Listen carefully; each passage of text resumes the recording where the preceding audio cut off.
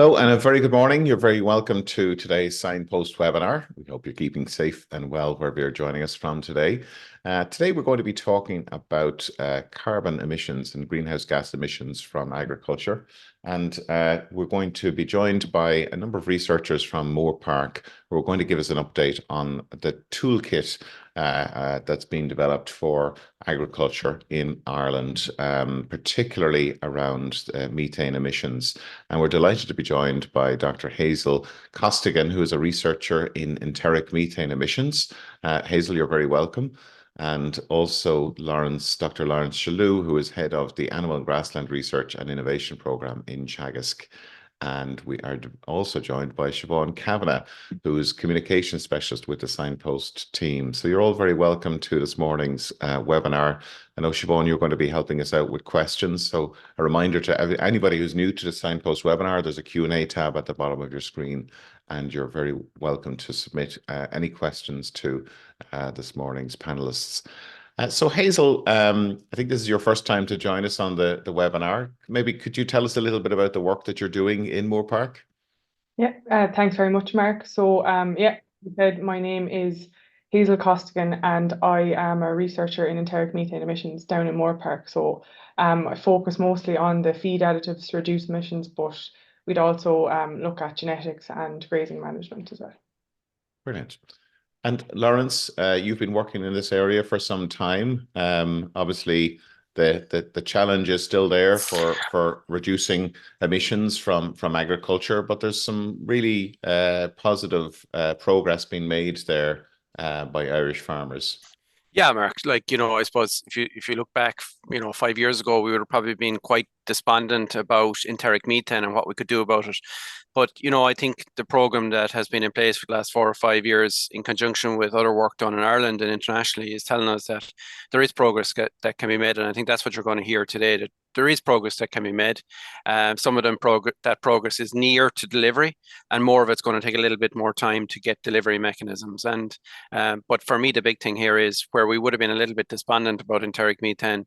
I think we have a different view on that now on what we can do with it. Right. And Siobhán, you're doing a lot of work on the ground with farmers and advisors across the country and getting that message out on the ground about what measures can be taken. What's engagement been like? Yeah, I think engagement is good. I think farmers are willing to take the actions necessary to reduce emissions. And I suppose it's giving them that guidance to develop plans for their own individual farms. And I think that's why the Signpost Advisory Programme, along with the Signpost Demo Farm Programme, has been hugely positive to give them a way of identifying what the number is for the farm and then creating a plan. And I think they are open to change. Like, we're judging the Teagasc FBD Environmental Sustainability Awards at the moment. We're out on farm. And the enthusiasm and the motivation of those farmers, I know they're a particular group, and they would say this, that farmers in their localities, they are willing to change. They just need that guidance from us. And I suppose technologies like this do give them hope that we can achieve our targets down the line. Brilliant. And today is part of a series or a focus where we are looking at greenhouse gas emissions and what farmers are doing out on farm. And so today is just a natural progression on that, and we'll be hearing more about what advisors are doing in supporting farmers in that climate reduction journey, or the carbon reduction journey. So what I think we'll do is we'll head straight into the presentation and ask you, Hazel, you're going to share some slides with us, and we'll take some questions afterwards. And a reminder to everybody that today's session is being recorded and will be available on the Teagasc YouTube channel, as well as the presentation on the Teagasc website. And don't forget that this session is also available as a podcast on all of the popular podcast platforms. So Hazel, we'll hand over to you, and we'll chat to you after the presentation. Yeah. So Ireland has been tasked with reducing its greenhouse gas emissions by 51% by the year 2030. And within this, then, all the different sectors have been given their own individual targets. So the agricultural sector has to reduce its emissions by 25% by the year 2030, relative to 2018 levels. And Teagasc has developed this roadmap then to, I suppose, outline the different technologies that we can use to reduce our emissions and the stages at which they should be implemented. And as you can see, feed additives have a big role to play in meeting these targets, and they include the almost ready technologies such as the use of feed additives during the winter housing period, and early stage technologies, which are, I suppose, further down the line, and they are the use of feed additives at pasture. So there are three key pillars to Teagasc's climate action strategy. The first of which is our new climate centre. So this focuses on climate research and innovation, and it would, I suppose, further develop technologies like the early stage and almost ready technologies, the feed additives. The second of which is AgNav, which is our new online digital sustainability platform. So this platform, using this platform, farmers can get a baseline level of their farm-specific emissions using their milk, fertilizer and feed data. And they can put a plan in place then to reduce their emissions.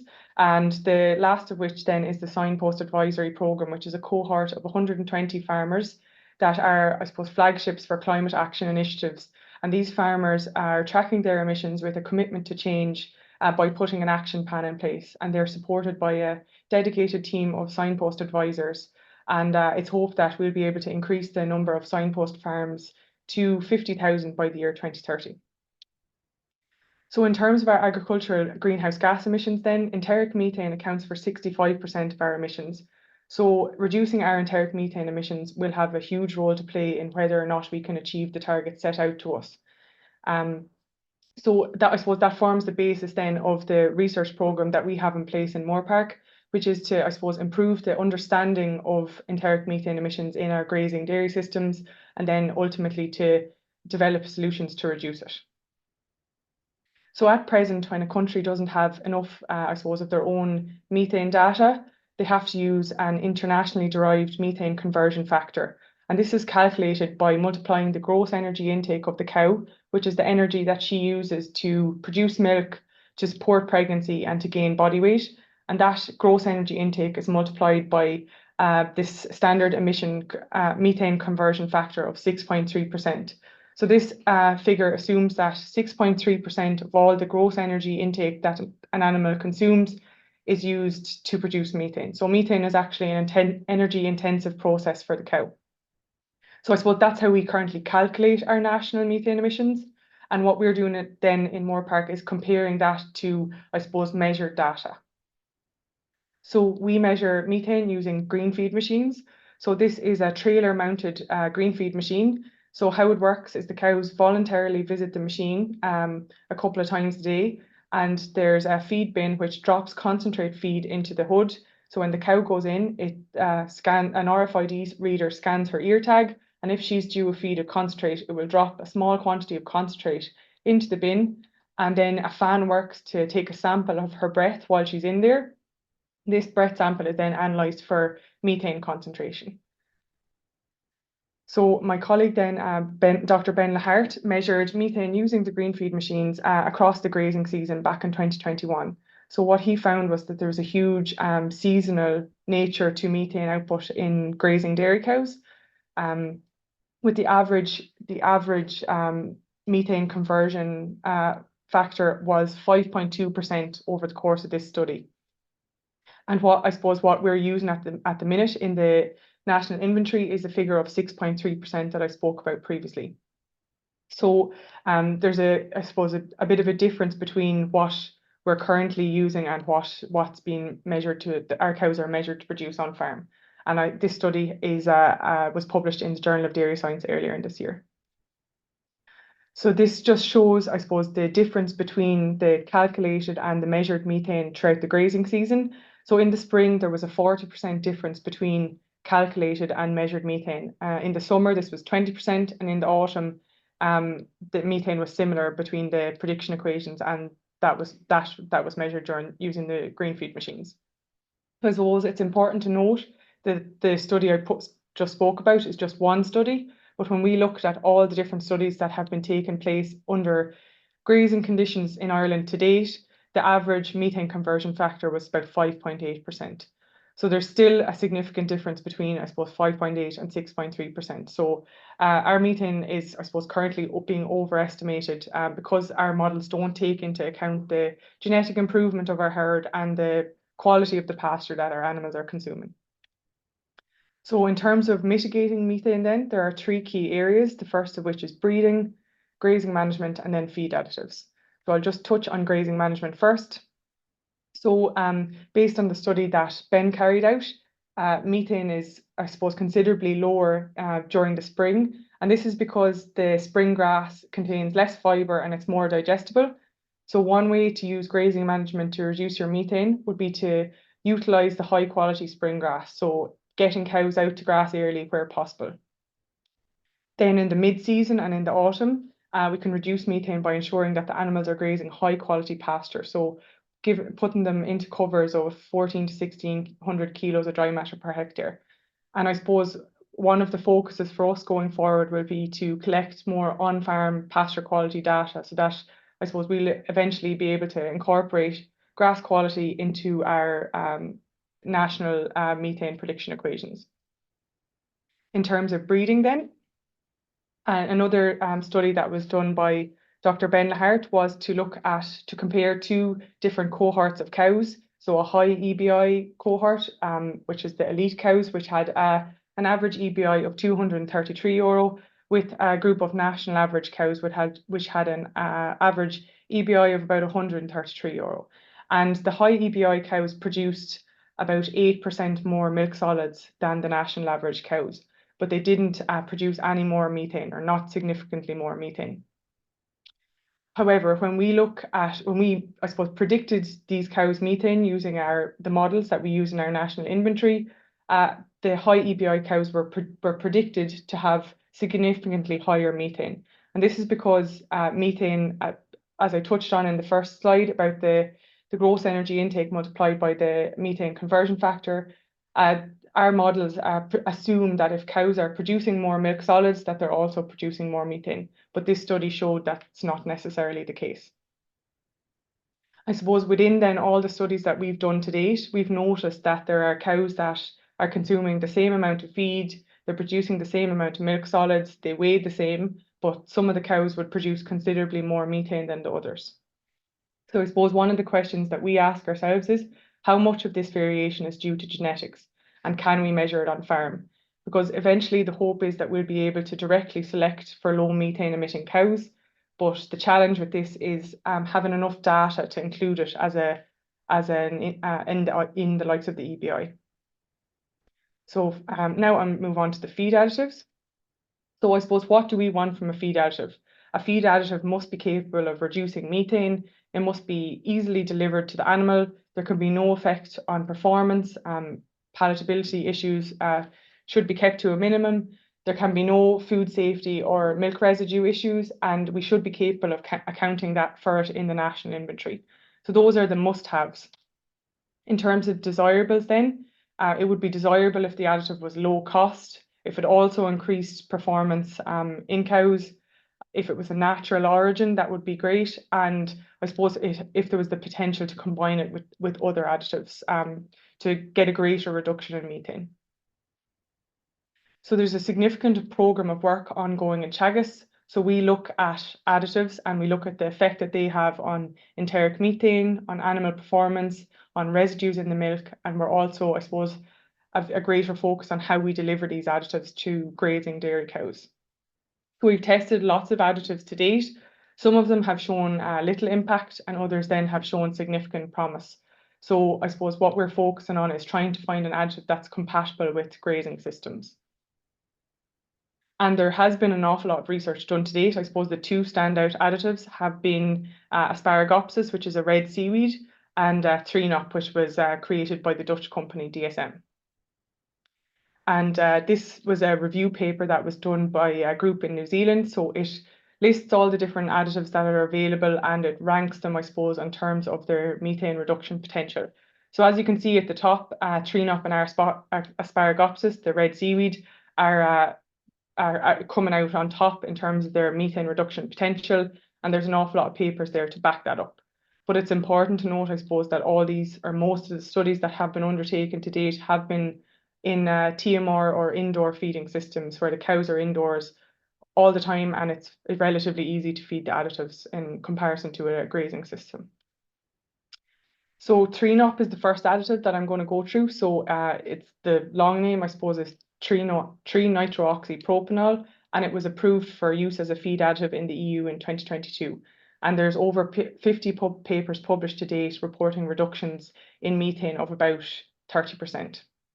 So how it works is it binds to an enzyme in the rumen called methyl coenzyme M, and it prevents then the methanogenic bacteria from binding to carbon dioxide and hydrogen, and ultimately stops the formation of methane. So we did a study in 2022, a 10-week study. So we fed Trinop on exit from the milking parlour morning and evening. So we weighed out, it was 13.6 grams a day, so 6.8 grams morning and evening milking. And that was mixed in with 500 grams of coarse ration, and it was fed to the cows in buckets coming out of the parlour. So as you can see, for about 2.5 to 3 hours after the cows consumed the additive, there was a 30% reduction in methane. And this is comparable to what they're seeing in the indoor feeding systems, where they're getting reductions of 30% across the day. But as you can see then, after the 2.5 to 3 hours have elapsed, the methane of the treatment cows reverts back to similar to that of the control. So over the course of the day then, there is about a 6% reduction in daily methane. And I suppose what this study highlighted for us was the practicalities of feeding additives on grazing dairy farms, and I suppose just showed us that for future research on feeding Trinop in grazing systems should focus on slow release mechanisms. And this study is currently in press in the Journal of Dairy Science. So for the majority of the year, our cows are out grazing, and they're housed during the winter, during the non-lactating period. So I suppose it's difficult to feed additives during the grazing period, and it's slightly easier to feed them during the winter housing period. But I suppose for a period in the autumn and the spring, as weather conditions worsen, cows are sometimes housed by night and offered a diet of silage, and they're out grazing by day, I suppose, to reduce the impact of poaching. So I suppose this is what we wanted to simulate in one of our most recent studies. So we had the cows grazing together by day, and then by night they were brought into the shed, and half the cows were offered a silage with Trinop mixed through it, and the other half of the cows were offered silage on its own. And in feeding the Trinop in this way, we saw a 13% reduction in methane with no effect on performance. And I suppose what this showed us was it's possible to extend the time frame in which we can use these additives on grazing dairy farms, I suppose, outside of the winter housing period. So my colleague Ben also did a study in which we fed Trinop during the winter housing period. So the additive was mixed throughout the perennial ryegrass silage diet using a diet feeder, and it was fed to the cows, and we saw a 22% reduction in enteric methane across the day. So I suppose this type of trial would correspond to some of the almost ready technologies that I spoke about in one of the first slides. And I suppose we recognise that not all farmers would have access to a diet feeder. So we did a follow-up study this winter gone by, or Ben did the follow-up study, and we mixed the Trinop with dry cow minerals, and we dusted it onto the silage twice daily. And in feeding the Trinop in this way, we saw a reduction of 11% across the day. So I suppose there's two options there for farmers that have access to diet feeders and farmers without. So it is possible to feed additives during the winter housing period on all types of farms. I suppose I'll just touch on another couple of studies that were done during the grazing period. So we fed a calcium peroxide based feed additive, which was created by Galway company Glassport Bio, and we saw a 13% reduction in enteric methane. However, we also saw that the animals had a reduced feed intake and milk solids output. So it's important to note, I suppose, that these performance measures are looked at throughout all of our trials. And what we started a couple of weeks ago was we started feeding Asparagopsis to the cows on exit from the parlour. So Asparagopsis is a red seaweed. It grows best in warm water, and they've started growing it in tanks around Europe. So it's a really good additive, and it's early days, but what we're seeing is really promising. So for all of our trials, we ensure that there's extensive milk sampling. So we look at milk quality. Milk quality samples are taken weekly. We are also looking at the effect of additives on milk residues. We take bulk tank samples on a couple of occasions throughout the trial, and we use that milk then to produce butter and milk powder to ensure that there's no effect of additive supplementation on heat stability of the milk and processability. And we're also going to, I suppose, test some of these products in front of a sensory panel to ensure that there's no effect of the additive on the likes of flavour. We also keep close eye on health and performance of the animals. So we look at dry matter intake, body weight and body condition score are measured weekly. All cows have access to collars to measure grazing behaviour and rumination. And we also take rumen samples and blood samples throughout the trials. So I suppose that's the research that's been done. Last winter, we also, I suppose, did a pilot study with some of the signpost farms to, I suppose, start the rollout of these additives on farm. So we fed Trinop to 3,500 cows across 18 of the signpost farms. And I suppose the purpose of this was to show that we as an industry are harnessing all the available technologies to reduce our methane emissions. And these farmers used the diet feeder to mix Trinop throughout the silage. So therefore the additive was in their rumen and actively reducing methane throughout the day. We didn't measure any methane in the pilot study. We just assumed a 22% reduction in methane based on the findings of Dr. Ben Lahart in the Moore Park study. So I suppose if this was fed over an 8-week period, or the 8-week, I suppose, non-lactation period, this would equate to a 3.3% reduction in methane across the entire year. And we're incorporating the impact of feeding the Trinop in the calculation of the greenhouse gas emissions for those signpost farmers for 2023 and 2024.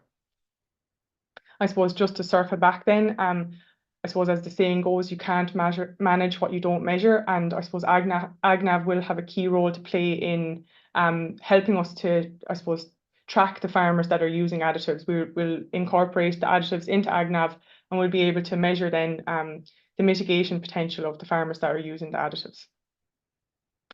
And then I suppose just to conclude then, I suppose in terms of future research, we're going to continue evaluating promising feed additives. What we've seen to date, it's important that it's practical to feed these additives on farms, and delivery to grazing dairy cows is going to be a huge challenge. And I suppose that's where the likes of slow release mechanisms will come in, especially for the likes of Trinop. We have a big focus on looking at residues in the milk to make sure there's no transfer of the additive to the milk. We're also going to look at life cycle assessment to ensure that, I suppose, it's the emissions taken to create the additive are not outweighing the mitigation potential of the additive. And we're also going to focus on the cost and, I suppose, the business model of feeding these additives on farms. So that's all. If anyone has any questions. That's great. Hazel, thank you. Excellent presentation, and you gave a really good insight into some of the challenges there associated with these feed additives. I mean, you talked about a 3.3% reduction there from feeding animals for over an 8-week period for an annual for the year. Have you had full year trials with any of these products? No, Mark. I suppose at the minute what we're doing is, I suppose, a proof of concept to see if they can work on farms. And I suppose the next step then would be to, I suppose, improve the delivery. It's not practical to feed the cows with buckets, so we suppose make them more suitable for grazing systems, and then I suppose we'll do long-term trials then. Okay, very good. And maybe Laurence, if I could bring you in here. Look, we've recently seen the figures published there by the EPA in relation to our targets, national targets for achieving our 51% reduction by 2030. I suppose there's some degree of pessimism from the Climate Change Advisory Council around these figures. How quickly or how realistic do you think is it that we're going to hit that 25% target for agriculture? Mark, I'm generally seeing myself as a kind of a positive person. I think that report talked about an 18 to 19% reduction in emissions, which is a really positive positive move from agriculture by 2030. So that's the starting point. So like getting that further piece from 18 to 19 to 25% will be a significant challenge. And it's the things like you heard from Hazel today will be important in contributing to that. Within the process, when we look at our marginal abatement cost curve from last year, the additional, there was to hit the targets, we needed additives, feed additives, to deliver a significant part of methane reduction. And it's what you're hearing today, what you're seeing today, that new stuff that is going to be key to delivering on that. If we are to hit those targets, some of these things that Hazel talked about will have to be in a significant proportion of our dairy and beef animals' diet by 2030. Hazel, you talked about some of the challenges about feeding at grass, and you mentioned about the slow release, a bolus, I presume, of sorts. Has there been any work looked at including this in the water or other delivery mechanisms?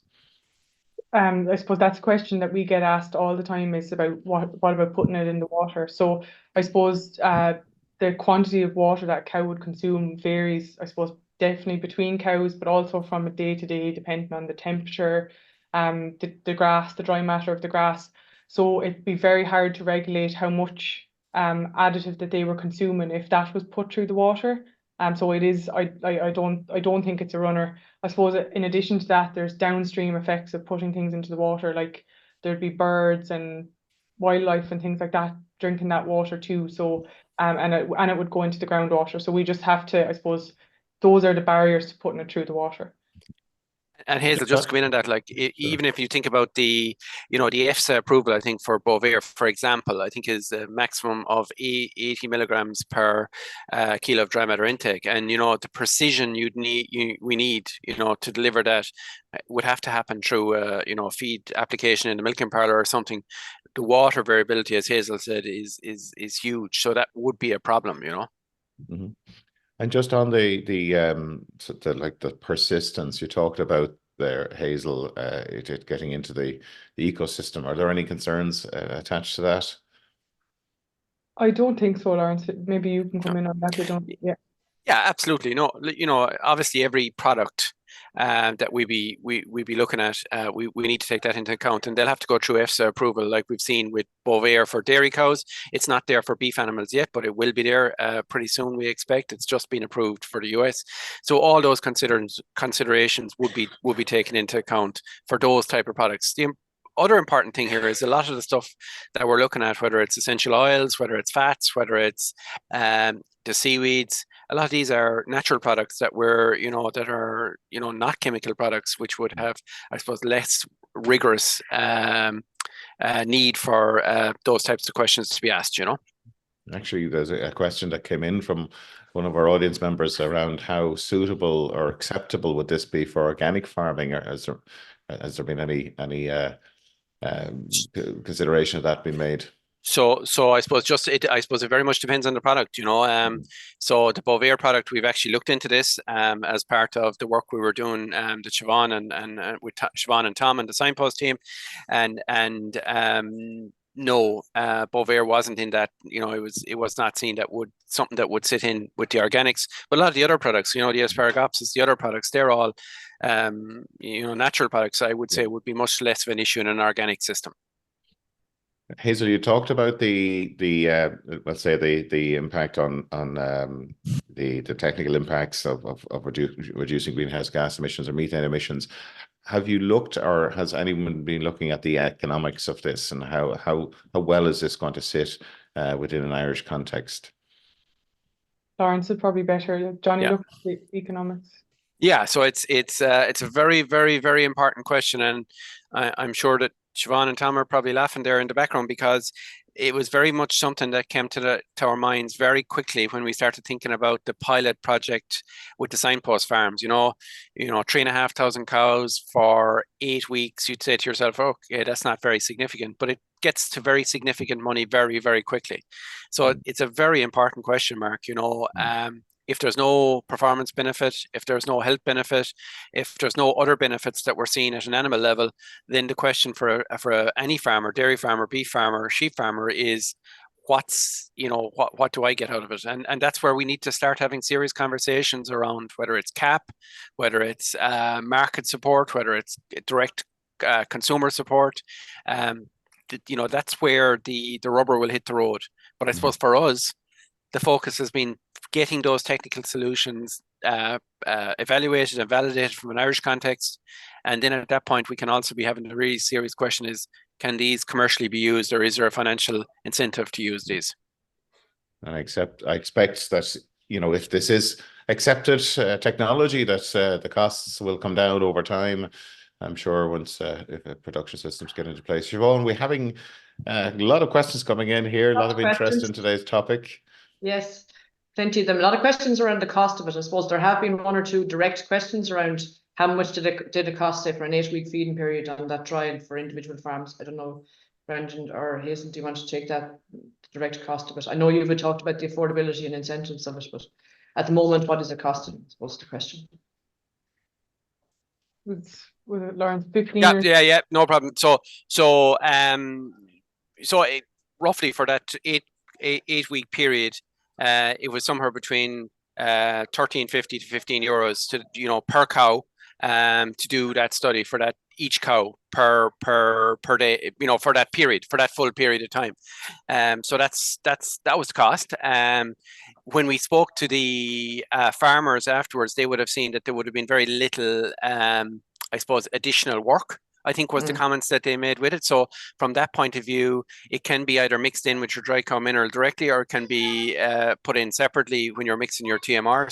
So there's no additional work, I suppose, or not huge additional work from that point of view. So the big thing is the direct cost per animal for that feeding.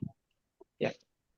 I'll just add to that, Siobhán, that it's fed, as Laurence said, based on their kilograms of dry matter per kilo of dry matter intake. So in the dry cow period, they would have been consuming around 12 kilos of dry matter. In the grazing season, even though we haven't, I suppose, cracked how to get it into grazing cows yet, that their intakes will be higher. So I'll just add that in, that it's fed 80 milligrams per kilogram of dry matter intake.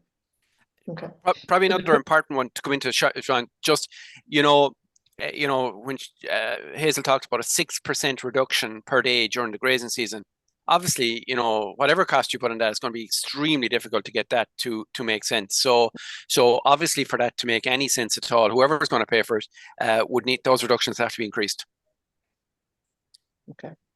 There's a question here, and I suppose this is one that regularly comes up. How do we get these? What criteria need to be in place for the feed additives to be included in the national inventory? So I suppose, what's the process for getting them included in the national inventory, which ultimately is where we need to get to? Yeah, and again, first of all, I suppose there has to be work done in the country to show that they're effective in the country, and that's work that's kind of important. Then I suppose it has to be accepted by the inventory team that it's something that works from an Irish context, and then we need the activity data to see how how much of this has been used, so as it can be included in the inventory. So the steps there, very much the currency here is scientific papers, and Hazel mentioned a few times, or she referred a few times to scientific papers, and that's our currency. We need to publish this stuff, and it's. We seem to have lost Laurence there temporarily. Just a question for you, Hazel, in relation to the reduction in the efficacy of the 3-NOP over that longer period. Have you any concerns about that, or how can that be managed? Yeah, so I suppose the answer is we're not sure yet, Mark. Most of the studies that we do are kind of short-term studies, and I suppose we will eventually have to do full activation studies just to ensure that there's no that the microbes don't adapt in the rumen over time. But we don't know yet, I suppose, is the answer. Okay.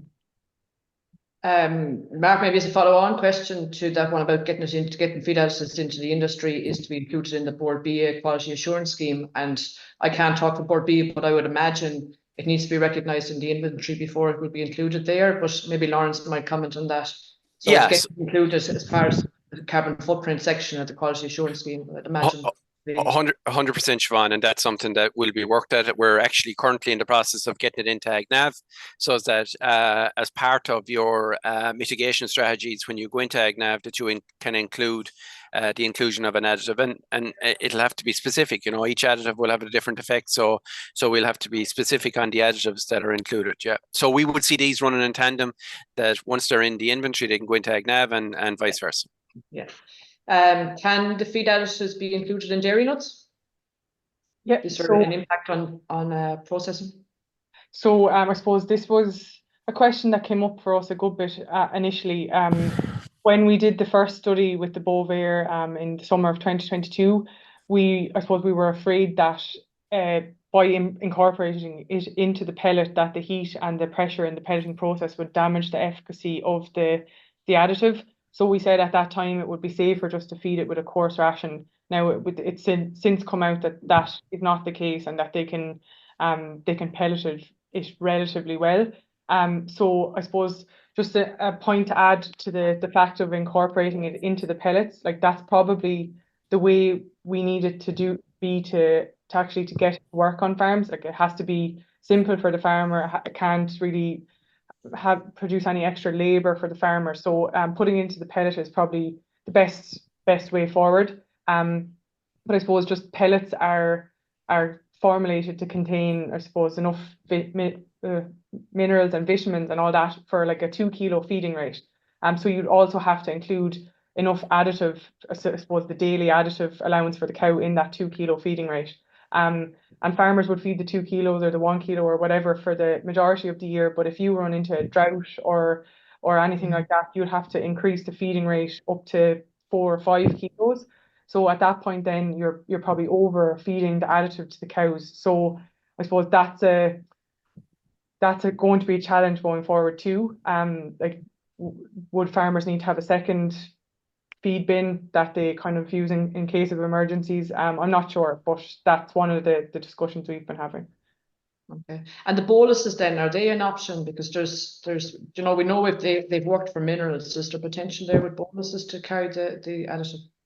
So I suppose with the boluses, you have to think of the amount that the cows would be getting per day and how much of it would fit into a bolus. So like with the tree nut, I suppose it's probably one of the best candidates for a bolus, because I suppose the tree nut that we were feeding, that was it's called Bovaer, it's a 10% diluted version. So if you were to feed pure tree nut, you'd only need 1.36 grams per cow per day. So you'd have to fit enough for 6 months or whatever into a bolus, I suppose, to make it viable. With some of the other additives like the seaweeds, you need 20 grams per cow per day. With the calcium peroxide, you need a couple of 100 grams per day. So I suppose in terms of fitting the additive into a bolus, tree nut is probably the most promising. There's a few other alternatives have been mentioned in the questions, like tree leaves from willow have been tried. Daffodil extract there's a bit of work going on that in the UK. Can you just comment on maybe some of the other things that might be coming down the line that might have potential? Do you want me to go to like Siobhán, there's lots of work done around the world on lots of different products. We've done, and Hazel didn't mention it, I think, but we've done lots of other things that we found little to no benefit, in different products. So important that that we take that in context. But I don't think we're in a position to say that anything won't work. So the approach we've been taking is we've been pretty much, someone came to us with a product, or we went looking for a product that had any sign of a positivity in the literature, we went after it. And it's only when you do your study and it's a controlled study that we can say, right, something is or isn't going to work. Like there's lots of work done on tannins, condensed tannins, and some of these products have a benefit. The issue then will be about scaling it. The issue will be about getting them into animals at scale, larger scale, that we'll have to be thinking about. But I don't think we're in a position to rule anything out, to be honest, Siobhán. Yeah. This question here, I suppose this is coming back to the cost of it again, and I suppose it is a pertinent enough question. I know, Laurence, you're talking to a lot of people in this area about this. Are retailers and processors willing to contribute to the cost of using these additives? And if you asked me that question a year and a half ago, I would have said, I'm not sure.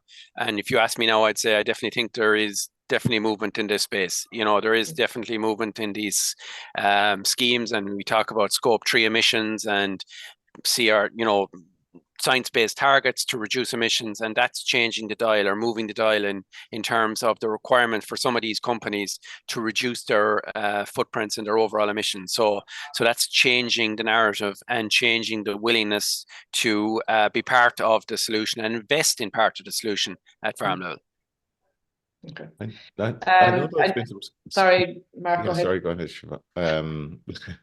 I was just remembering a question that came up before in relation to the I think it was Asparagopsis and the harvesting of seaweed and the ecological impacts of this that this could potentially have. But I understand they have, like you mentioned about it being grown in a sort of artificial environment or maybe potentially synthetic versions of these.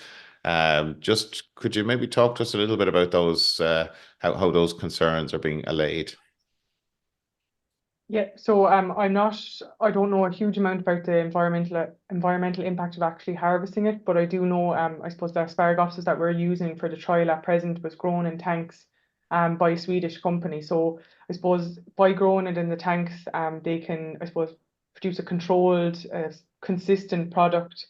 So I suppose that's going to be the way forward. I'm not sure, maybe Laurence knows if there's an environmental impact of tanks, growing it in tanks as well. No, and I think a lot of that ecological issues that was talked about in the past was the wild harvest and the sowing of it at sea. I think the initial work in this space is suggesting that if we want Asparagopsis to be scaled up, it will have to be in as Hazel said, with consistent concentrations of bromoform.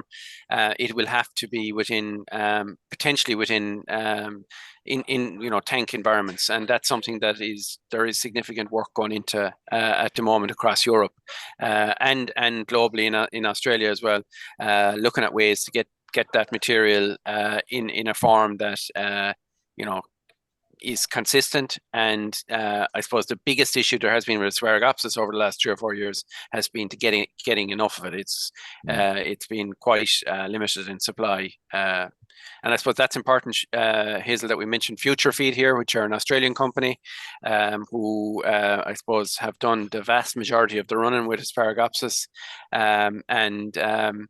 We're working with these. We're linked with Future Feed. They've sourced the material for us for the study that we're currently doing, that Hazel is currently doing.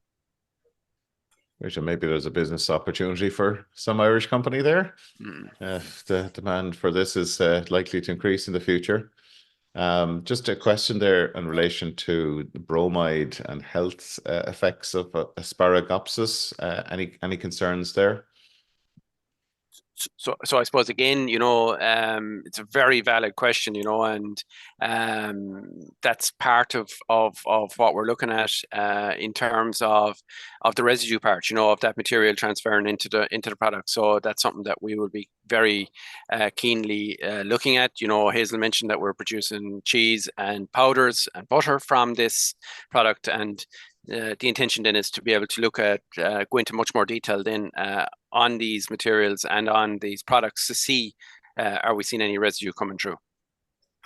Yeah, so generally I suppose that we'd be feeding it in very small quantities, so the hope is that there'd be no transfer to the milk. And I suppose even something that Future Feed flagged with us was that we're taking, as part of the trial, we're taking water samples from the water trucks in the field and the milking parlour, because in some previous studies they've seen small quantities of bromoform even appearing in the control milk, and I suppose they just wanted to show us that bromoform can actually be in water. It's all around us. It's just not necessarily there in big enough quantities to cause harm. So I suppose as Laurence said, we're looking at all of that as part of this trial, the residues in the milk, in the water, everywhere. Okay, we've lots more questions. that do keep them coming. Is it possible to measure the reduction in feed/grazing intake per milk solids? There's a question here. Not sure what angle that's coming from. Not sure either. Is what's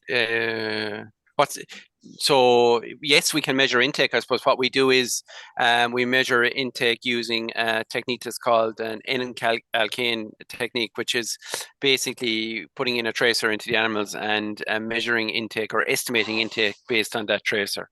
And it allows us then to be able to estimate intake as well as methane emissions.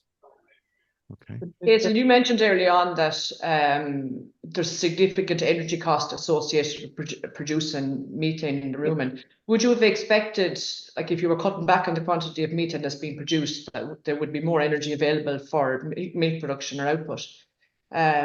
Would you have expected a response in terms of animal performance from using the additive? Yeah, so I suppose the hope would be that if the animal's producing less methane, that there'd be more hydrogen available for producing other things. But we haven't seen anything in any of our trials. I suppose with the grazing ones, the animals are given the additive after milking. So with the tree-knock, it would have been metabolized from the rumen before, I suppose, the subsequent milking before it had time to do any good, I suppose. They have seen some performance benefits in some other studies, so that the free energy that's not been used to produce methane is redirected towards like some milk production or body weight gain. But we haven't seen anything significant in our studies to date.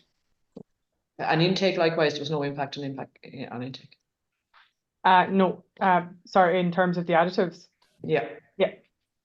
No, so like, well, with the calcium peroxide additive, there was a slight reduction in intake, but with the other additives, we haven't seen any impact on intake. And because intake is such a big driver of methane output, that's very important to us that we'd measure intake, as Laurence said, using the N-alkane technique once or twice during each trial, just to ensure that, I suppose, the reduction in methane is coming from as a direct effect of the additive, as opposed to the additive reducing intake in the cow, and that being the reason why their methane is lower. Okay. I suppose, Laurence, this is a question for you. Is there funding available for studying innovative solutions from the industry? To be fair, you know, and we probably should have said this on one or two of the slides, you know, as part of this work, much of this work has been funded with SFI, with industry support, whether that's through Farm Zero C project or through the Vista Mill project. And, you know, within those projects, there has been industry linkages to the project. So certainly the industry are involved in this process and have been quite quick to step up in this. Obviously, we'll always, as a research group, we'll always say that we need more funding. But to be fair, you know, the industry has stepped up in this process. Okay. Question here, Niall. Sorry, Mark, just one more. Is there withdrawal periods for animals potentially feed additives? Finishing animals. I presume if there's not with milk, they're probably using with finishing animals either.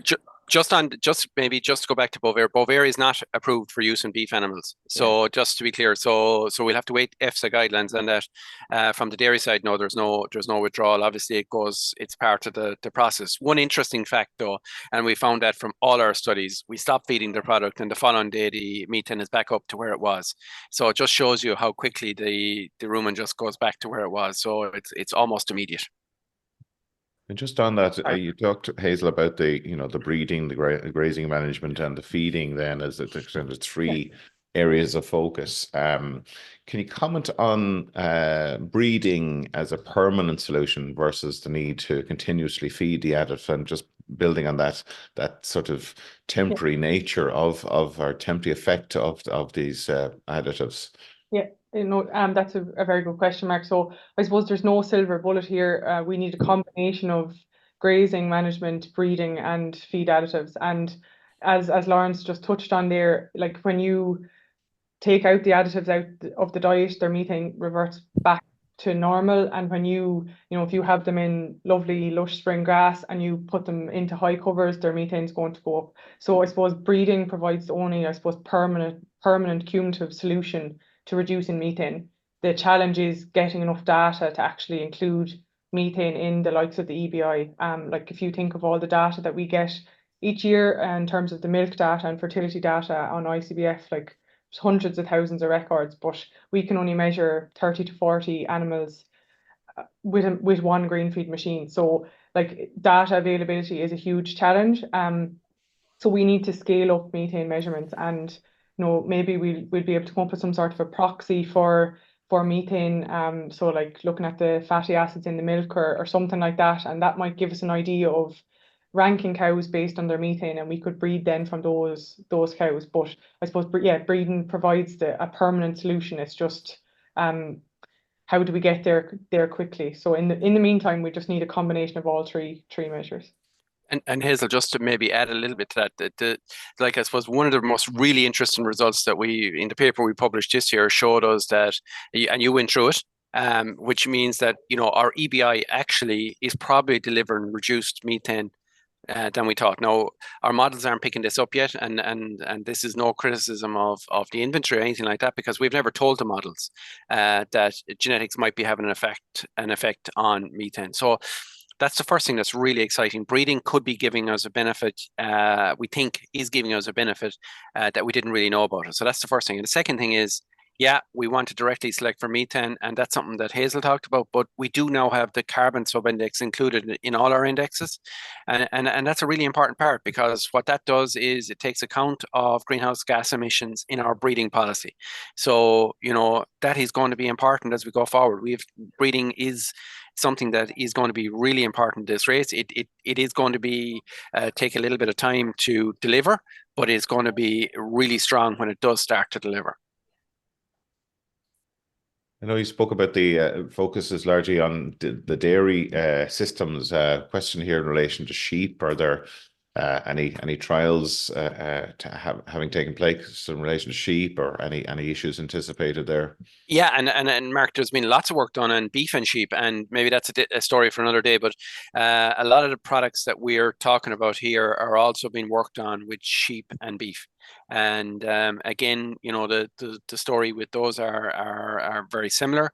I suppose the slightly bigger challenge in those systems is getting the material in. So at least in a dairy cow, you have them in a milking parlour mostly twice a day.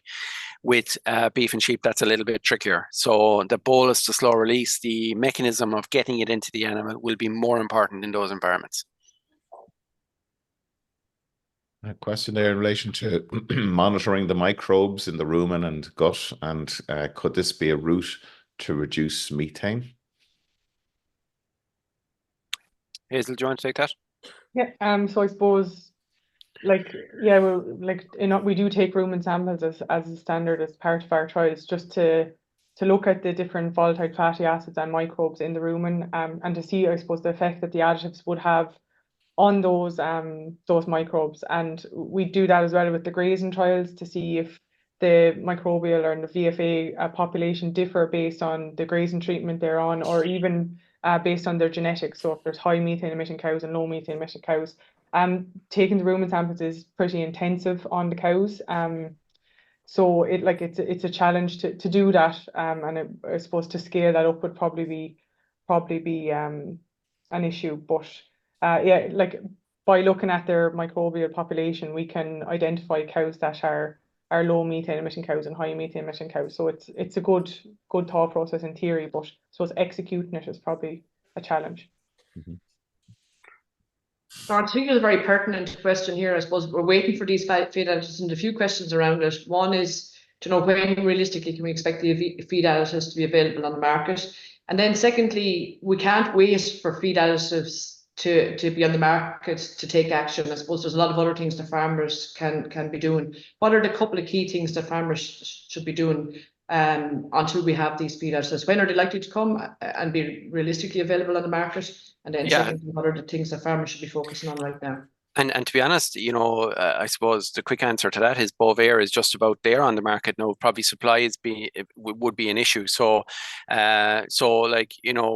I think very quickly we can start using Bovaer in a dry cow diet, giving us that 22% when it's in the TMR, and start having an effect. Feeding it at grazing is obviously does not make sense with the reductions we're talking about. So they're very, Very close. The likes of Bovair is very close, Siobhán. The next thing, what can farmers do now? And I suppose the key thing here is on a dairy farm, I suppose if we stand back and look at it, there's two things you could do. One, what we're seeing across the season is that there's huge variation, as Hazel pointed out, in enteric methane emissions. So that grazing season length is key, right? And obviously this spring and last autumn are going to be challenges in those years, and we're going to have those challenges. There's the year to year, there's the benefits of a grass-based system or the problems associated with grass-based systems, but getting more grass into the cows, getting other, whether it's grass silage, which has a much higher emission factor, out of the diet is one of the most important things. That's one. Two, the grass quality. So grazing, and again, this spring has been a challenge getting good quality grass into cows, but getting to those covers of 12 to 1400, 14 to 1500 will be key in terms of enteric methane. So that's the first one. On the beef side, the key one in beef side is the age of finishing. So we've seen massive reductions in the age of finishing in the last 10 to 12 years. In 2023, we had a slip. And I suppose we just need to get back on the horse again now and get reducing that age of slaughter again. It's the key one for the beef side to reduce enteric methane. Yeah, we have been focusing our discussion today on additives, feed additives, but I know there's some research happening across the world in relation to vaccines to reduce enteric fermentation. How confident are we, or what stage is that research at, just out of interest? Yeah, and to be fair to the New Zealanders, have been leading the way on this with probably 20 years, Mark. My understanding is that there is significant work going on in that space. There's a significant investment going on in that space, and how far or how close we are, it's hard to know to answer that. To answer that question. But clearly, something like that would be a massive, 20% reduction in enteric methane is huge in terms of the overall numbers. So certainly, you look at the potential investment that's going in there, you look at the potential from genetics and the investment that's going in there, you look at grassland, you look at where we're going from our own emission factors. There's a lot of things to be positive about on this journey. Mm-hmm. I'm not sure if we asked you the question. There was a question came in about the use of prebiotics and probiotics on the microbiome.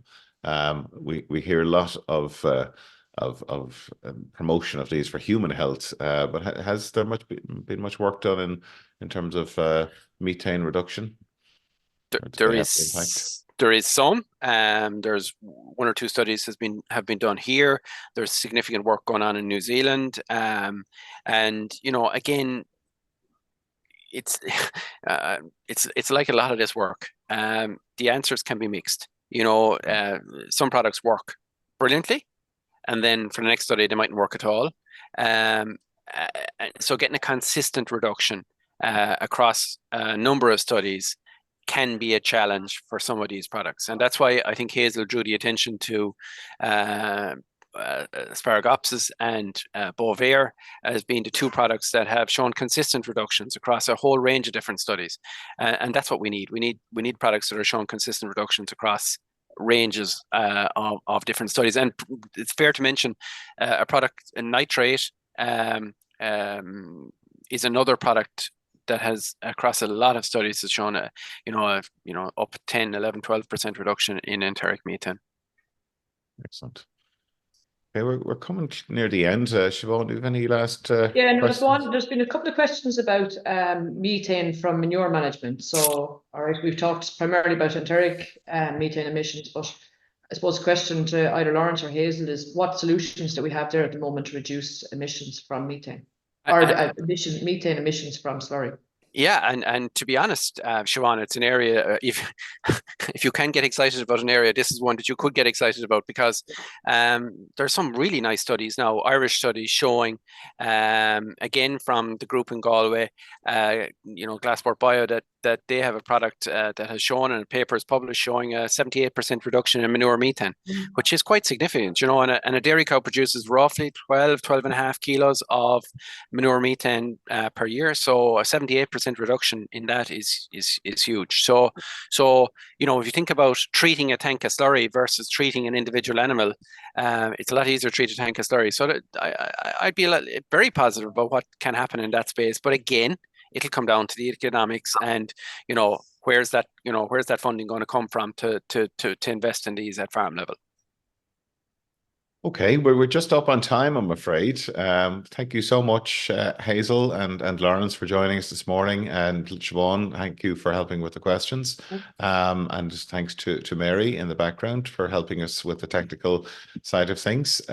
Next week, we're going to be joined by Niamh Barry and John Greeny, who are both climate smart advisors, and they're going to be talking to us about how EU projects are supporting climate actions across Europe, and we'll be focused on what's happening on the ground to support farmers in terms of that transition to low carbon footprint farming systems.